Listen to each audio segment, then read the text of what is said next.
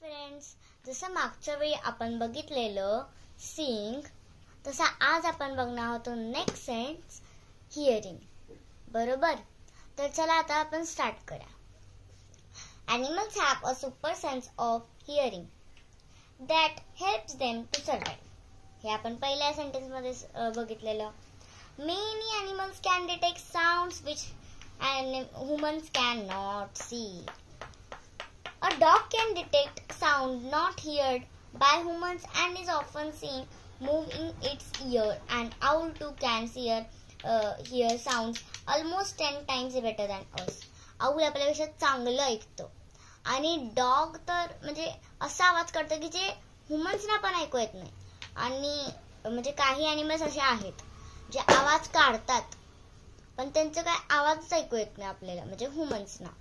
तर next, dolphins and bats make chirping or clicking sound which humans cannot see or which humans cannot hear. When the sound strike an object, they bounce back in the form of echoes. From the intensity of the echo, bats and dolphins locate the distance and direction of the object. This is called echolocation. आता तुम्ही महाबळेश्वरला गेला असेल, तिथं ते echo point आहे, तुम्हाला माहिती असेल.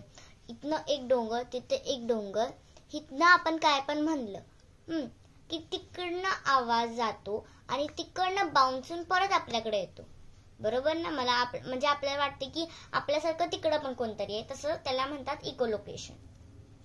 मग त्या ॲनिमल सोबत पण आहे, ते आवाज बनवतात. मग ते त्यांच्या बॅकवर म्हणजे पाठीवर त्यांच्या तो बाउन्स होतो, इको होतो त्यांच्या पाठीवर, त्यालाच इकोलोकेशन म्हणतात. Spiders and cockroaches here sounds with a help of their hair on their legs. Grasshopper have hair all over the body to detect sound. हे जे ग्रासशॉपर आहे बघा, इथं पिक्चर दिलंय ग्रासशॉपरचं. ह्याला खूप हेअर्स असतात. ऐकायला आपण कशानं ऐकतो? कानानं. पण ते त्यांच्या म्हणजे बॉडी असते त्याच्या पायाच्या एक असं हेअर असतात, त्यातनं ऐकतात. आता पुढचा, snakes do not have external ears. They have inner ears that help them to detect low airborne sounds. They also pick up vibration from the ground. त्यांना ग्राउंड मध्ये व्हायब्रेशन जातात. आता स्नेक समोर आले इथं, मी तो उभं राहिले, मी असं जम्प केलं तर ते स्नेक माझ्याकडे येणार. तोपर्यंत आपण काही आवाज केला नाही तरी पण ते येणार नाही स्नेक, कारण की त्यांना ऐकूच येत नाही, फक्त ते ग्राउंडच्या व्हायब्रेशन कळतं. Animals also use sounds to send messages. The langur makes a special warning call to alert the langur about danger like tiger or leopard.